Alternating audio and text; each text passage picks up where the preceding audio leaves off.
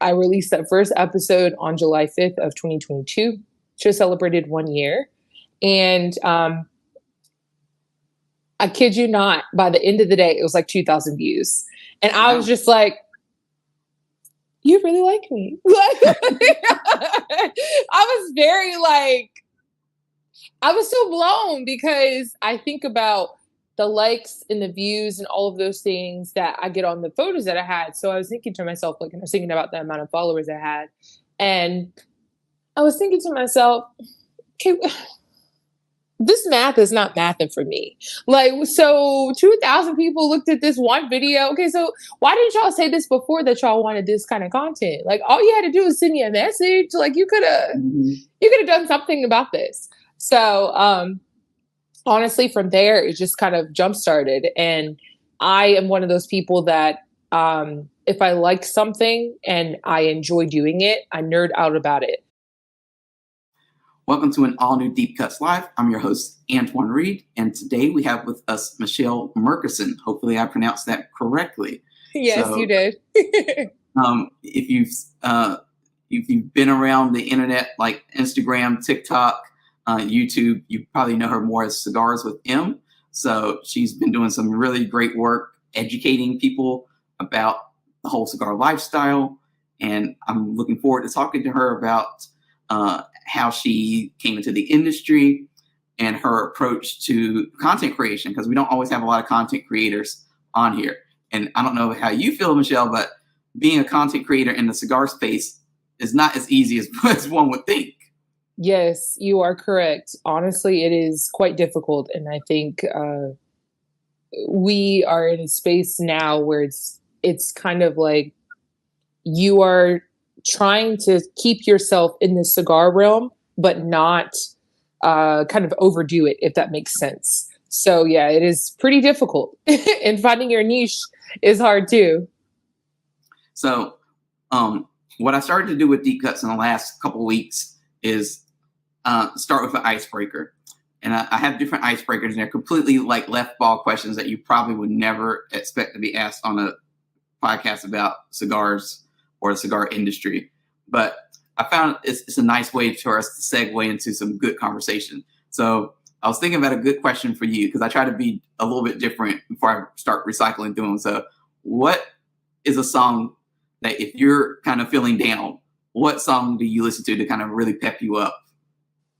Oh man, I would say I like Zoom. The song Zoom with Lionel Richie and, oh my gosh, I'm trying to think about the group. What's the group name? The Commodores. Although it is a slow song, it reminds me of my Nana playing the vinyl, and I actually have the vinyl at home. I play it quite often.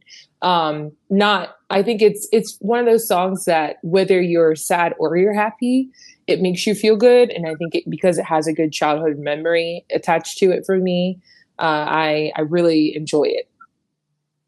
Okay, I think that's a good. I'm always curious because there's always like songs like I think each of us. I feel like that reveals a lot about us. You know, what songs when things are not going as planned, or you be a pep up. Like what song like helps you get. For me, it's like I have several songs, but me too. But that's the one that came to mind. Like what comes to mind for me is "Hold On" by Wilson Phillips. Like, yes, that's a good song. Exactly. Like when I feel like usually like it speaks volumes to whatever situation you're going through. So for me, I love that song, and it could be their version, it could be the Glee version. I don't care. Like I will listen to that. That's like the main song. Of course, then with any other situation that I'm going through, I will. That song might change.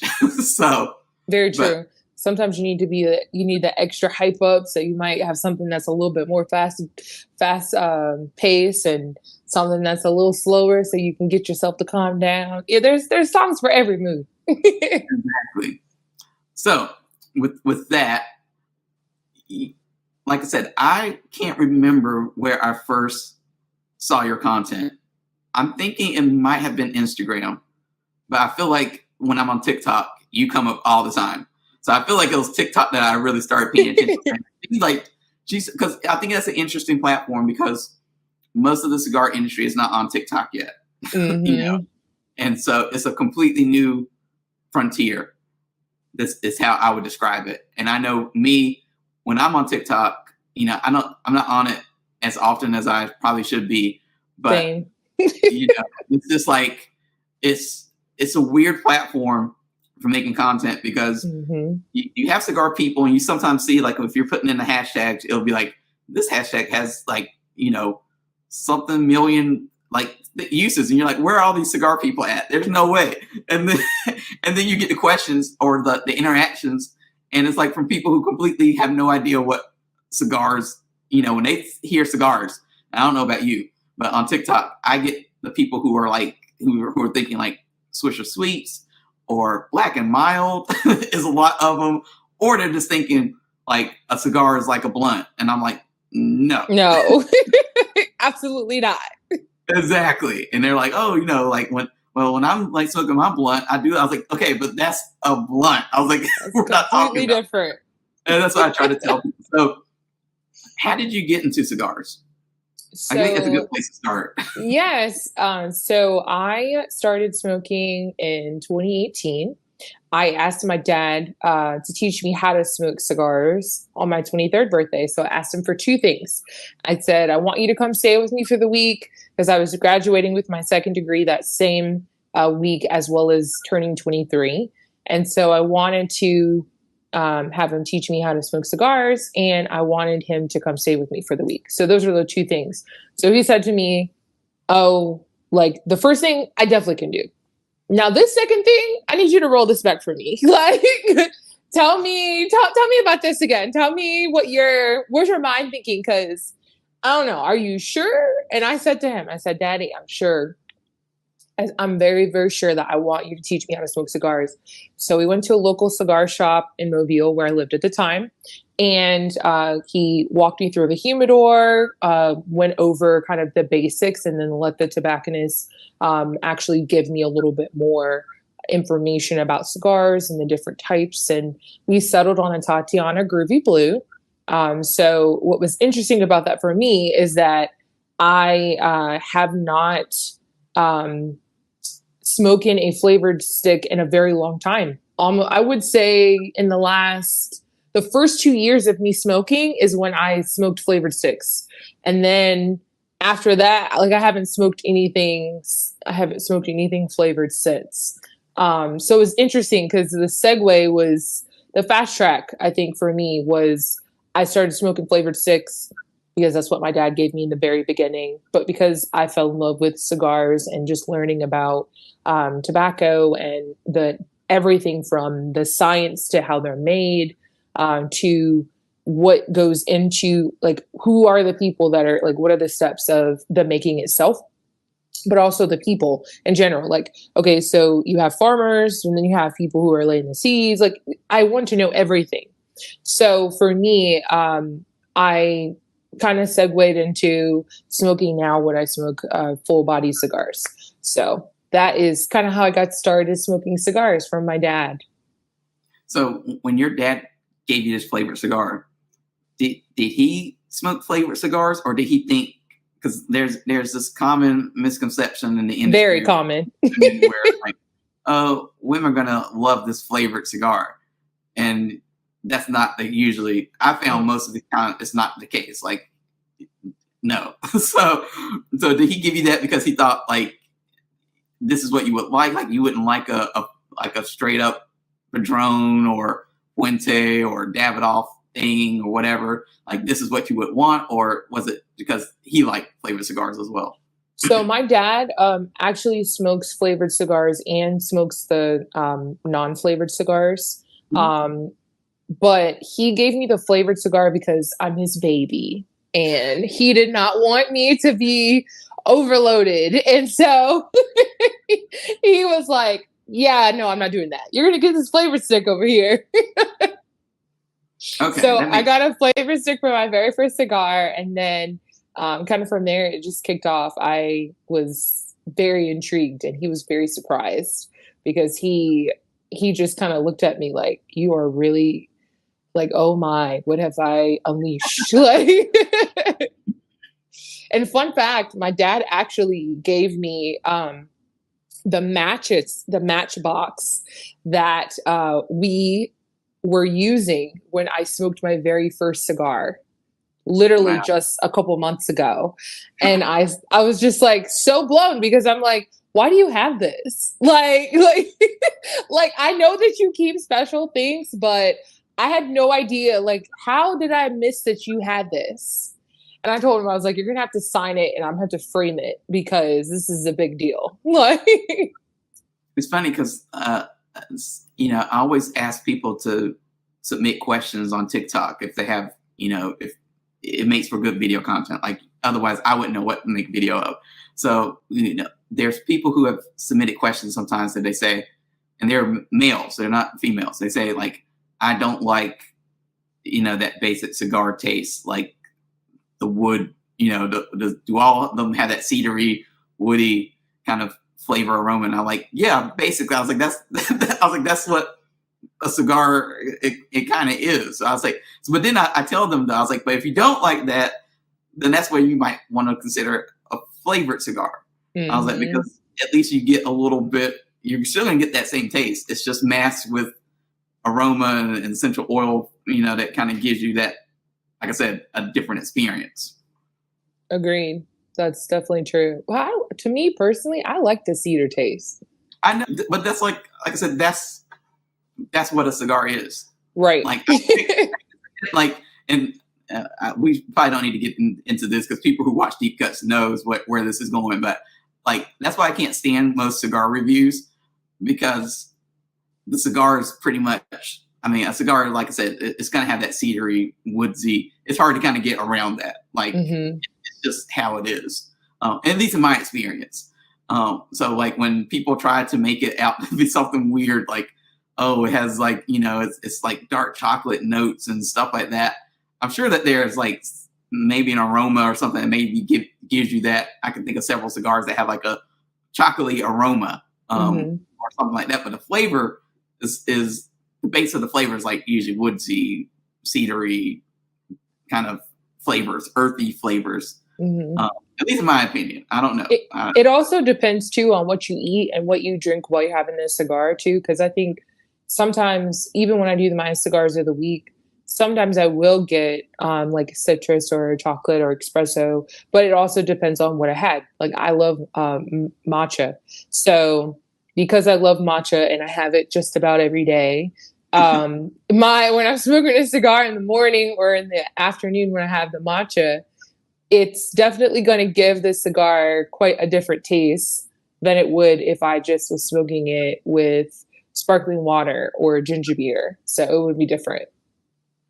Definitely. Like, yeah, because usually like if I am having a cigar, I try to be mindful, like you said, of what I'm eating beforehand. So I try to cleanse the palate as much as I can so it goes in there. And that's probably why I just taste like the cedar stuff. So I guess if I want the other kind of, all these flavors, it always reminds me of Charlie and the Chocolate Factory when they're eating the everlasting gobstopper and they're like going through all these things. Like, yes, if I need to do that, I need to eat a big meal, complex flavors beforehand. But we won't get into, like I said, that whole, because people who are watching this know that I get on my soapbox about the reviews and ratings that go into that.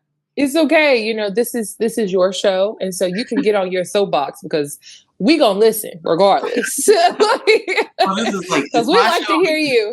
Yes. So, what made you decide to, I think it's one thing to like be a cigar smoker and then to decide you're going to make content around this, because this is something that I've been dealing with as well, where I'm like, I have interest obviously outside of the cigars. But sometimes you feel intimidated and you're like, why would someone want to watch my content about this stuff? Why would someone, how would I say that this is successful? So how did you come to this process of going through the process of saying like, I want to make cigar content on there. I want to attach my name to this. I want to attach a face. I want to create a brand, that people recognize. Like, how did you work your way through that?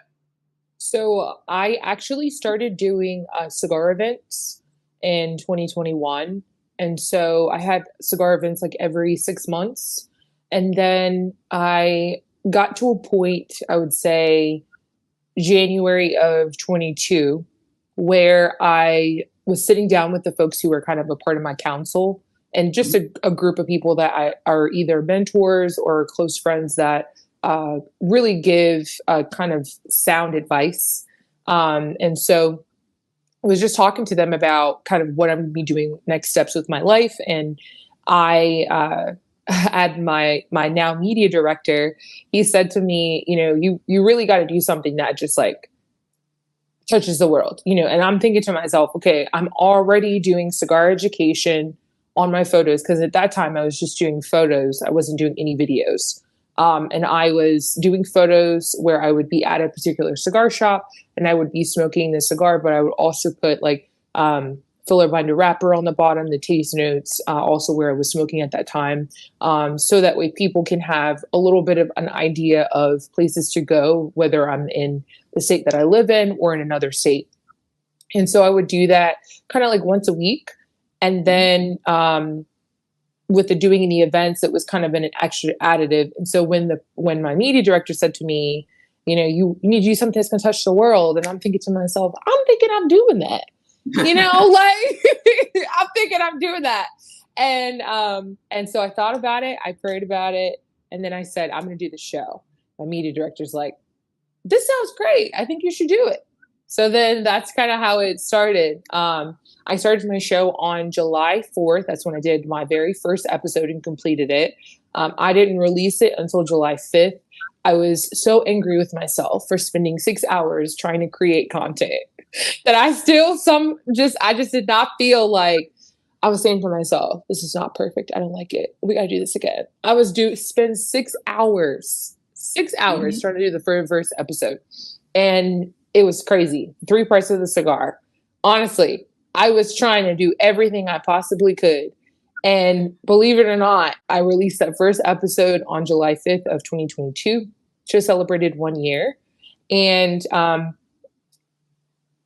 kid you not, by the end of the day, it was like 2,000 views.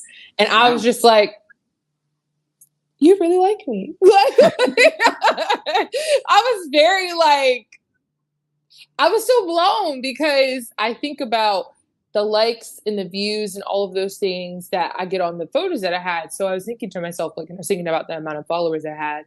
And I was thinking to myself, okay, this math is not mathing for me. Like, so 2,000 people looked at this one video. Okay, so why didn't y'all say this before that y'all wanted this kind of content? Like, all you had to do was send me a message. Like, you could have done something about this. So, honestly, from there, it just kind of jump started. And I am one of those people that, if I like something and I enjoy doing it, I nerd out about it. So I was already in the process of, kind of nerding out about cigars and then adding that additional task of, having a show and then that actually becoming a career for me because at some point I want to be a cigar educator, like for a career. So I am working towards that and building my empire and brand that way as well. So with me doing what I do, like it's no longer a task. It is like, I love doing it. I love doing the episodes and doing the research and spending the countless hours researching and talking to people and texting and calling manufacturers and cigar companies and trying to get the right info because I want people to get the right info. I don't want them to be swayed in the wrong direction. Like I'm not, my word is not the Bible, but I want you to be able to get at least a credible source where, I have done my research. I have reached out to folks to give you that data. So that when you're listening to me, it's actually making sense. It's not just kind of like, oh, that sounds good, but this isn't, you know what I mean? Like I want it to be credible. I like what you said at the beginning about kind of what you worried about that first piece of content not being perfect, because content creators, I think that's just that's how we operate. Yes. You, you know, it's like that's what keeps, I think, a lot of people from creating content, is because, to be honest, that first piece of content is not going to be great. It's kind of like the first pancake. But it's like, as you keep making it and keep perfecting it and tweaking the recipe and figuring out, you know, how to make it special, you know, adding your own zest and pizzazz to it, it gets better and better. So I know that, like I said, for people out there who are listening to this, I think there's so many people too that will probably be afraid of putting themselves on video doing it. So like, pictures are easy to do. But putting yourself on video, it's like you got to put yourself together. Right. You gotta worry about the audio. You gotta worry about how you look, and it's like all these things. But at the same time, people really connect, I think, with video and be able to say, "Oh wow, like this is like I see a face to this, and I trust this person." You're building a relationship with that person. Right. And I think it's sometimes us as creators, we really complicate things because we're thinking about it like way too much. And I have to tell myself sometimes, like, really check myself and say, I'm called to do this. I know I'm called to do this because when I'm doing it, it is not in just impacting me, it's impacting someone else. I'm able to be the change that I want to see in the world. So not only that, but like just me personally, within my faith, I feel like I'm doing what I'm supposed to be doing. So because of that, it's like, chill out. You got this. Like, you just, sometimes you have to coach yourself, because I honestly, I will do tons of takes. And, you know, some people are like, well, you should just do live stuff all the time. And I said to them, you know, I don't think that I should do live stuff all the time, because I want to make sure that you're not distracted. And if I'm doing a lot of ums and ahs, and not that that's an issue, but I only have 60 to 90 seconds for you to get it.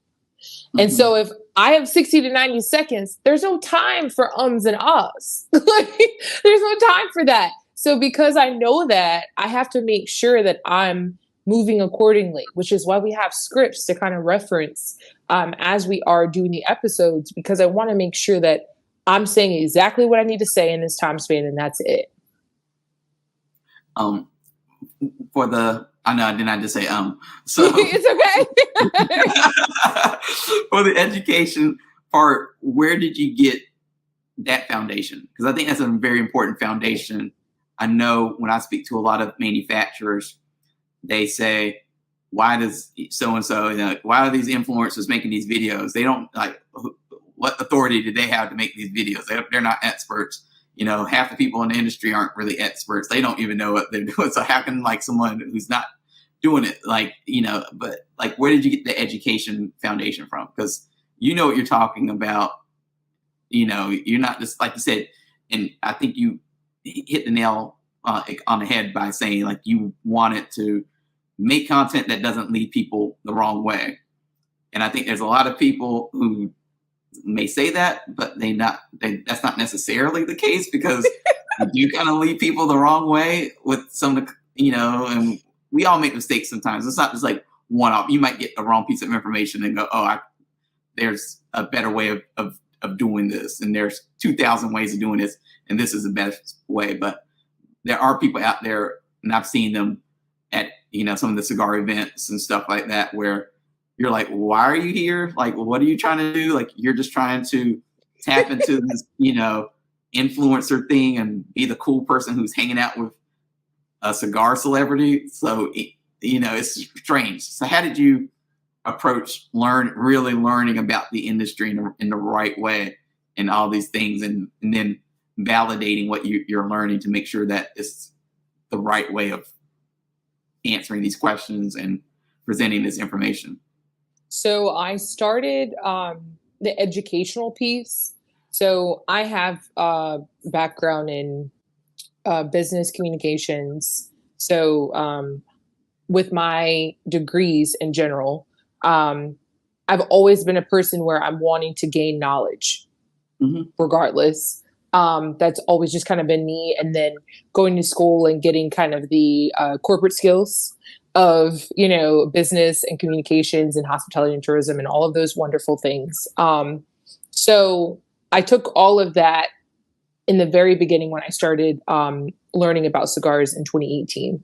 And I wanted to understand, okay, so if I'm going to get into this industry, what does that mean? So going to cigar lounges wherever I travel, also spending time talking to the tobacconists that are there at the particular cigar shops that I was going to or lounges. So starting with that, and then kind of blossoming into me doing events. So having other people who are in the industry or people who have been smoking for a very long time attend those events. And then kind of from there, even still, like from the very beginning, I've read lots of magazines and blogs and books and just really like trying to engulf myself within the industry. And then just recently in the last 3 years, I've had an opportunity to really be connected with cigar company owners and manufacturers, and have a relationship now with a distribution company as well that's in the industry, and also retailers. So being able to take all of that knowledge and have it not just at my fingertips, but really use it the way that it should be used. In addition to the research that I do from books and magazines and all of that. So my foundation is kind of laid from me just being me as a person, and then also just me being hungry for the knowledge. So whether that's talking to the different people within the industry, or it is just simply asking lots of questions. So I really strive to make sure that I'm actually having credible sources. So I'm not reaching out to folks who just started yesterday. I'm talking to folks who, have been in the industry for quite some time. And I'm grateful that I have those connections, because when I have questions about tobacco, or I have questions about this particular part of the process, because I don't have access to being at a farm at any given time, I have to reach out to people who have access to it. So like somebody that I love to reach out to ask questions to is Eric Espinosa. He is, oh my gosh, I love Eric. He's amazing. Like he's good people. And he is one of those folks that when I have questions about the actual growing process, or the process of how the cigar goes from seed to box, I ask him those questions because he has access to be able to be there. And he also has just a wealth of knowledge. And so being able to ask those kind of questions to people who are actually in it and have been in it for a very long time, it allows me to be able to come up with the correct information. I love that response, just because I think with my experience in the industry, like I said, when we get into the topic of cigar influencers, there is a lot of misinformation out there. And there's a lot of weird intent, I would say, Lair. You don't really know what their end game is. Like, why are they making this content? Is it for free stuff? Is it, for show? But so it's nice to hear, your real take on it. And it's I think, like I said, I see your content everywhere. What platform do you feel like you're getting the most out of right now? And for people who want to know, like, it's like we're doing this August 30th of 2023. So this might be completely different, a year from now or whatever. But what platform is working for you the best? So right now, Instagram, I would say, is probably the best place that I'm able to get the most traction, most response. People are, I would say, I agree with you with the TikTok. There's some very interesting people out there in the world. And their questions and their responses to things are quite interesting. Very much so. Now, I think Instagram is just, it just works for me. I'm able to really put out more content. So I primarily do 3 postings a week. I will do the episode that premieres every Monday, and then I do a question of the week, and I will do a cigar of the week. Now, on YouTube, I just do the episode. Facebook gets only the episode and the cigar of the week. And then TikTok gets the same content as Instagram for all 3 postings. It makes sense for me based on like posting and the format in which the platform is, which also can be very complicated. And I think some people are just kind of like, oh, you can just put this video out. And it's like, well, what about the quality? And can you actually see what's going on in the video? And all of those things. Do you ever worry about, do you ever worry about like, if these platforms decide to really turn against tobacco or cigar content, like, what's your strategy to get around that? I see it all the time. I saw it today with someone who posted that, TikTok, for example, like was threatening to take down their account, and they are a cigar person, and and they didn't know why, and they didn't give them an answer. But like, none of these platforms have to give you an answer. They could just, for whatever reason, they could just say you violated the community rules or whatever, and that's that. So do you ever worry about like building up this large audience and, one day Instagram deciding we don't like cigar content at all? Anything that's cigar related, if you even say the word, like we're gonna like shadow ban it or something like that. Do you worry about that at all? I think for me, I don't worry about it, only because I'm definitely one of those, and this is going to sound cliche, but it's true. For me, I'm very much so one of those people that if it's for me, it's for me. So like, no matter what happens, everything in the world could be against me, but if it's literally for me to get the content out, it's going to happen. So if Instagram or Facebook or YouTube or TikTok decides that they're not going to have my content on their page, then I find another platform. And then all those people that I connected with or people that know me, I will just try to shift it that way. You know what I mean? Like, I'm a big person in overcoming your adversities. So whatever that may be. So if someone decides that they want to put a block in front of you, like, the weapons of form, but they may not prosper. So because that's the case, I'm like, okay, I know that they're going to happen because it's life. Life happens. But I know that, they're not going to prosper. It may seem like it, but they're not. Like for you, and I don't, and I could be completely wrong when I say this, but when I look at your content, you don't see a lot of sponsor stuff plastered over it. Just like there's no sponsor stuff on deep cuts. It's just like it's sponsored by me. So right, absolutely. These are my coins. is that the approach that you take? Like, do you feel like you need sponsor stuff? Do you feel like you need sponsors? Do you want sponsors? Do you need that? What's your take on that? Because I feel like a lot of people get into content creation, they're getting into it for the purpose of having some type of sponsorship, whether it's having advertising money or products sent to them or whatever. Like, what's your take on that?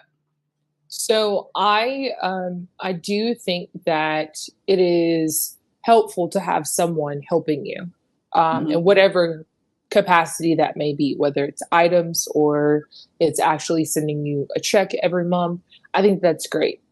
In regards to me and my platform, I offer product placement as a service. So if someone wants to have their product placed in an episode, it is going to be like, there's a certain fee that is paid for that. And the reason being is because I do get sent products and things like that, and I am so grateful and appreciative of that. But I always like to let people know that I'm not a billboard. Right. My main focus is to educate people. So if I'm able to use your product within the show or within, a reel, that's great that I'm able to do so. But like, I'm not here to be a billboard. That's not my job. And I think it would be very confusing to people in regards to where my actual focus is if I'm constantly doing like commercials about certain products and things like that. I don't see anything wrong with people doing things like that. But for me personally, I think it's nice if it's subtle, or if you're using it. Like if I were getting a rabbit, it would be, how do you use a rabbit? Versus like, because although they may have sent me the product, which I don't have a rabbit right now, but I would love one. If they send me a rabbit, then I'm able to show someone how to use it, because I'm an educator. That's what my job is. That's my career. That's what I do. So I would rather it be a lesson than for it to be just like, here, look at me, look what I got. You know what I mean? And not that there's anything wrong with it, because I definitely don't think so. But I think for me and my content and what I do, it just doesn't work with how I'm trying to present myself. Yeah, definitely. I mean, I completely understand that approach. Like I said, we're, as people could tell in the corner of this video, like season 4 of Deep Cuts, and I've yet to get a sponsor, which is fine with me, because I feel like sometimes, like, I wouldn't mind a sponsor. It would be great to offset some of the cost of, Absolutely. I'm for it. I'm with you. But at the same time, it's like, it almost obligates you, because it's like, when you don't have a sponsor, it's all on you. So you're just like, I want to take a couple weeks off to stop, to prevent myself from burning out. I can take a couple weeks off without going, oh my gosh, the sponsor's going to be like, give me my money back for this month or something like that. Right. I'm making content or something like that. So I think the sponsor stuff kind of, it makes it a little bit hard. And like you said, or, you could have a good conversation like this. And if I had a sponsor on here and I was like, oh, stop, Mechelle, like, now I need to read the sponsor message. And that happens sometimes. You're just like, yes, I have seen that before. Honestly, I think too, now I think that sponsors, there's lots of different places where sponsors could be. So it's like, for instance, if you're a small business and you have a show like I do, this is hypothetically, I have a cigar company or a cigar distributor or cigar accessories company come to me and say, hey, we really want you to do your episodes at our booth at PCA or at TPE, or we want you to come to Intertabac. We want you to be able to do what you do, but we want your audience. So we're going to sponsor you to come to any of these conferences, and we're going to allow you to be able to have the tools to do so. That would be great. I would love to do that. But it's also just like, it's not putting you in a space of being a billboard. You may be using their tools or their cigars or their accessories, but you're not every 5 seconds saying that. You know what I mean?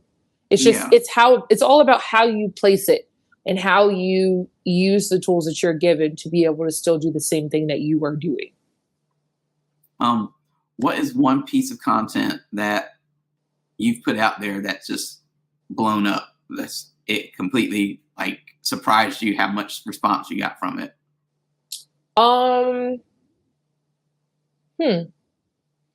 I would say, yeah, this is funny, interesting.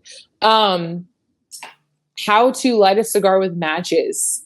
Now that sounds so just like basic, right? But it is the most watched video on YouTube, which is quite hard, by the way. Extremely hard to get people to watch it, but it has over like 500 views on YouTube. And I'm like, guys, where are you the rest of the time? Like, you know what I mean? A piece of content that you can research and put your own spin on. Tupper doors. Yes. Oh my goodness. And I don't use them, but I would definitely do an episode on it. You have to do that content. That's like my most popular piece of content for Deep Cuts that I've done on YouTube. It's gotten like 6,000 some views. Wow. And each week it has like more. And I think it's because people want, I think, and we can talk about this too, is like, you have to put yourself in the position of your viewer. Mm-hmm. I know a lot of people are cheap, but they're looking for ways to like save. So it's like, do you want to spend $500 on a wooden humidor, like ornament kind of piece, decorative piece that's going to sit on the table, collect dust and stuff like that? Or do you want to like spend $15 on the same, a storage thing that can hold your cigars, keep them fresh, and then you have, a couple $100 you can spend on cigar products?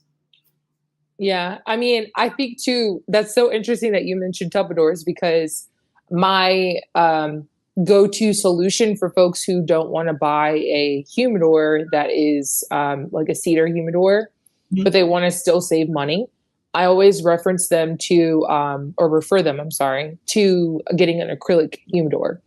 So, for example, I have two acrylic humidors. Both of them I was able to get from Pixel. And I actually purchased them on Amazon. And the great part about it is that I use my Bovidas and have my cedar on the bottom, and I don't have to do any seasoning. Exactly. And don't get me wrong, I love my cedar humidors. I mean, I love them. I have a total of 6 humidors in this house. So I love 3 of them are cedar and the other 3 are acrylic. And I love it. But that acrylic, it just saves all the time. And it's so easy. And I mean, my large acrylic humidor, it was $75. And if it's 80 cigars. So like you think about just like the time, it also comes with the little spaces for you to be able to put different sizes in there. So you can put it, like portrait, or you can do landscape. Like it's completely up to you. Like I said, you really have to figure out what kind of content people are looking for. And that's what makes it hard sometimes, because you're trying to, right. Sometimes you're like, this is going to be like the best video ever. And they'll get like a dozen views. Yes, it's so true. Honestly, so true. I've never put out there, and it will get like, it'll blow up. Yeah, it's really strange because you never know what kind of content when you're a content creator. You have just no idea, and it's just about, maybe you could speak to this. It's just like the experimentation and this putting stuff out there, looking at how it performs, and then deciding, oh, I need to make more content about that subject. It's very true. I mean, honestly, going back to the how to light a cigar with matches, I think on Instagram it's like 3,000, I think, views. Don't quote me on that. It definitely could be either, but I know it has at least 3,000. And I was looking at the episode and I'm like, how to light a cigar with matches? So you mean to tell me the episode about humidor etiquette? That's that one, or the episode about,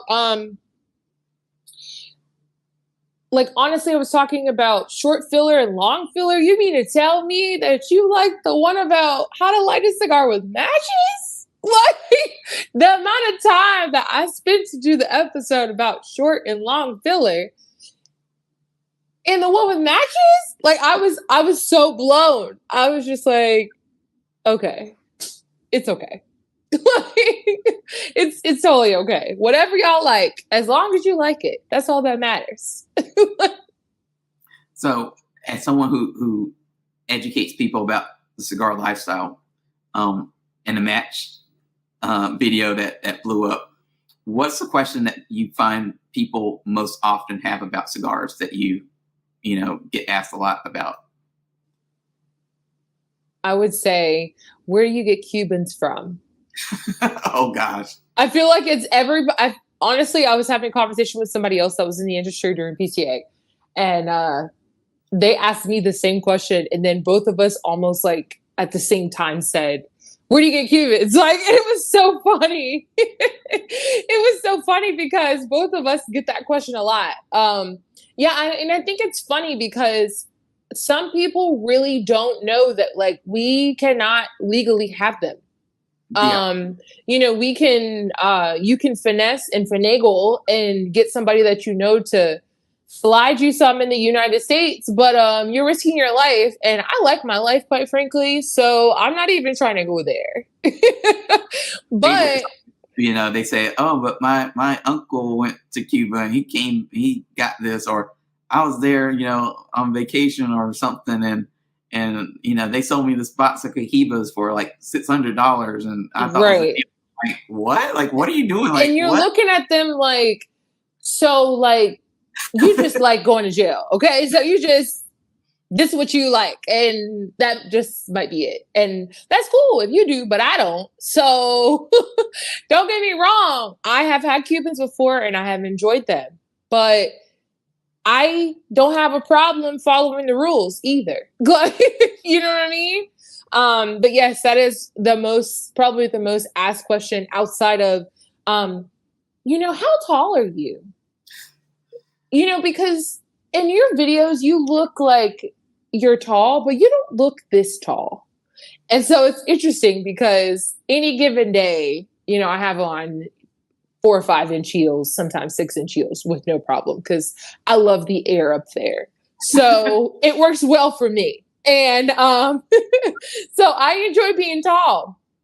And people will say all the time, meet me in person. And say, you're as nice as you are on your videos, but you're a lot taller than I thought you were. And I just kind of laugh because it's funny because like, how can you tell how tall I am when most of the time I try to sit down because I'm not trying to distract you. Again, I want you to focus on what I'm doing, not looking at my legs or looking at my shoes or like, I want you to be not distracted. So it's very interesting to me when people do ask those 2 questions. Yeah. I definitely don't get how tall you are. They're like, wow, like you're really short. Like, yeah, like, yeah, I know. I never make claims to be tall. I was like, I'm vertically challenged. So it's okay though. We love you just as you are. You talked about some of the opportunities that people have, I guess pitched to you at some point in the course of you doing this stuff. Like, what's something that you really would like to do? Like, is there like a factory you really want to visit or a manufacturer that you would love to like shadow for a day or two? Like, what is it, something that's out there? Just put it out in the universe during the show. Like, what's something that you really, that would just like make your year, make your, just be like a cherry on top if they offered this opportunity? So I think, there's a couple. So I'll start with 5. I just leave it at 5 because I feel like, time span. But so one of the big things that I would love to happen is I would love to shadow Nestor. He's one of the people in the industry that I look up to. He is that guy, literally. Like when it comes to tobacco, he's that guy. The technology, the knowledge, the history, just everything. I'd love to shadow him. I'd love to go to his cigar factory and just soak in everything. I would absolutely love to do episodes there. But like, I think for me, this is my time to learn versus me teaching someone. So I wouldn't be like super pressed for that because I would want to just spend the time learning the knowledge and being able to actually be right with the tobacco. Like we are friends, like you're next to me. You know what I mean? Like this is just a different experience. Then I would also like to work with a cigar company where I am traveling with them and doing cigar education episodes with their particular brand, still being myself and still with my own brand, but being able to kind of travel to different, like whether it's different events or different conferences or even their cigar factories and farms or just different events, being able to really give people that education wherever you go and do it socially, because I think it really helps with me being able to do it socially, because not only my audience, but your audience is getting a different perspective and you're seeing a new face. And I think the way that I actually write scripts and am able to speak to people clearly, it gives them a different perspective. And it's not just, oh, this is how you do this and this is how you like this cigar. And it's because I try to make it me. And people really do like that. And I'm grateful for it. And I would say I definitely want to go to Pro Cigar. That would be like icing on the cake. I mean, all expense paid, like you're sitting high. Like, like that would definitely be 3 for me. And then I would say, I actually, one of the things that was on my list, I actually have. So I wanted to try the Davidoff Royale cigar. I actually was gifted that cigar right after my birthday. So I haven't smoked it yet because I'm just letting it sit. I haven't. It's been in my little Tupperware collection for eons now. Yes, I'm just the fact that I have it.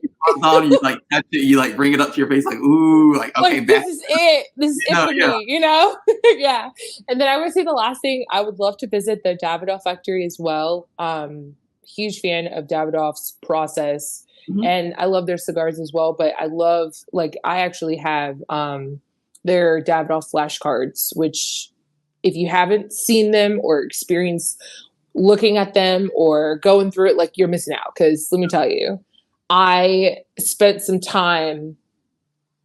I mean, I was in a cigar shop and these particular flashcards were sitting at the table, and I went through and I only had this much of them that I didn't get right out of like this much. So I was doing really good. And just to learn their process even more than what I had already known.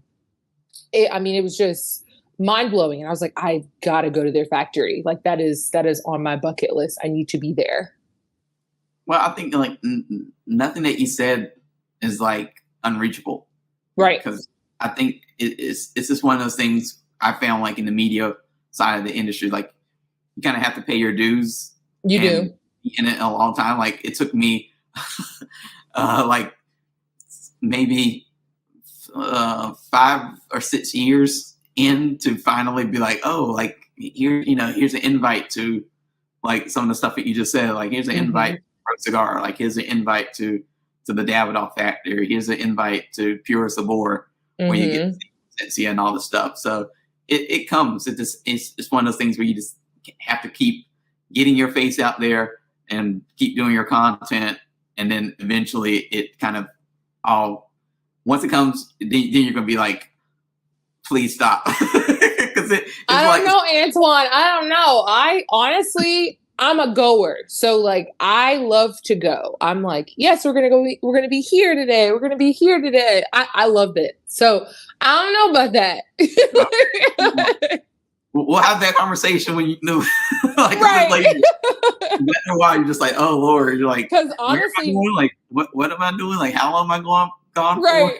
But what's so interesting is, I believe Pro Cigars right before PCA, like not even like 40 days. So, if I do get to go to Pro Cigar, I'm going to be, because there's TPE, PCA, Pro Cigar, there's all of them are kind of like next year, they're all like right next to each other. Pure Sabor is yes. I love all that too. So yeah, there's a lot. It's going to be a lot going on. And then it'll be a weird year because then it'll be like that summer where it's usually super busy. It's dead. Like regional events, but you won't have like these big tentpole events that you're, accustomed to. So yeah. At this point in the show, I usually like to ask the guests 2 questions to kind of wrap up this time that we have together. The first of those questions is, do you have a philosophy that you live by? I would say yes. I think I said it earlier, but I definitely believe that for me, the philosophy is if it's for you, then it's for you. Nothing in the world can stop it. And, like I said before, the weapons may form, but they will not prosper. The last question for this part of the interview is, I want you to finish this sentence. So, Mechelle is. Whew. I got to think about that.